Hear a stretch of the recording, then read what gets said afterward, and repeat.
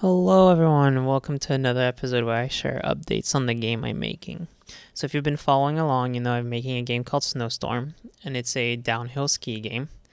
And so you'll also know that last week I implemented player animations, where essentially I allowed the skier to jump.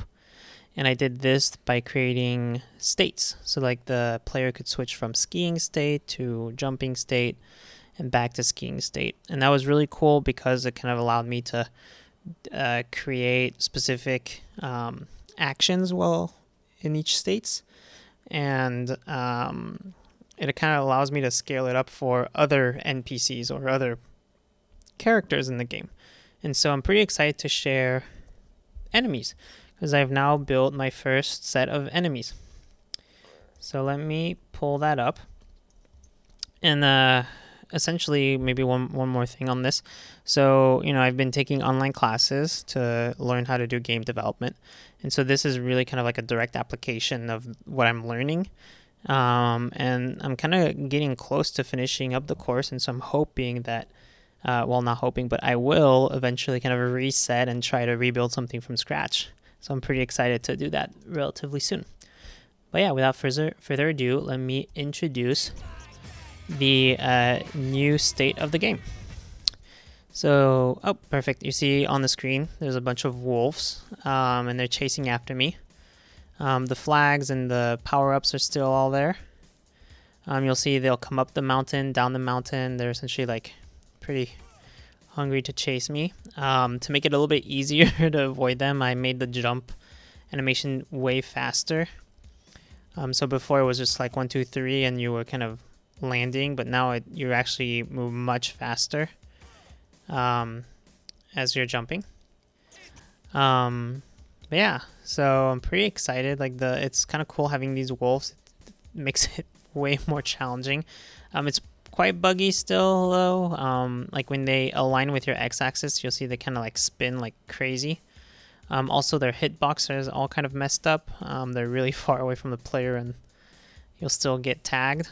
So yeah, quite a lot of stuff left to polish up here, but really cool implementation. And just for fun, let me show you how these are created.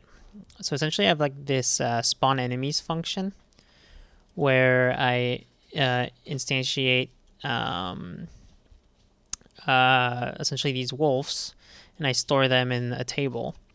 And you'll see that essentially this wolf class, is being called over and over inside of these two functions. And then there's like a random chance of, I guess, like summoning or instantiating one of these wolves.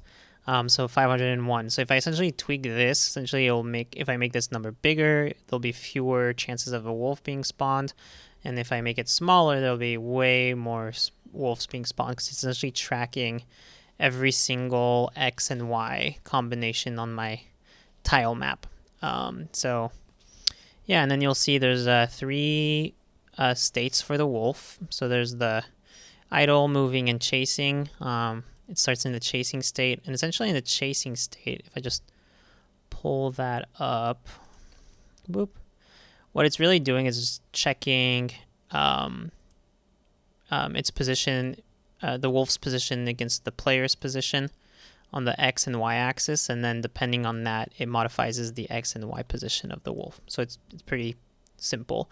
What you'll see, there's no like really collision code, so that's why it errors out whenever the wolf collides with the skier. But yeah, so how about I change this to a smaller number, and then if I remember correctly, the skier starts on position 10. So how about I just spawn them below at position 30? So like this, I have a little bit of a leeway. So yeah, so now you'll see there'll be like a lot of wolves. Like RE3, 4, 5. That's not that many actually. Maybe let me bring this make it even more crazy. Now there'll be a lot of wolves. So essentially, like the more wolves there are, it's like almost impossible to beat the game. I wish I could like pause the game to show you guys how crazy all these wolves are. Yeah. But yeah, so I'm pretty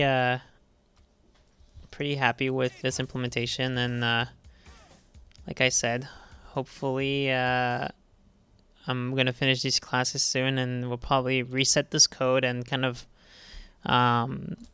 try building something fully from scratch, and iron out a lot of these bugs. But yeah, thank you so much for tuning in, and yeah, again, if you have any feedback or cool coding tips for me, I'd love to hear it in the comment section. So again, thank you so much, and see you later. It's like that,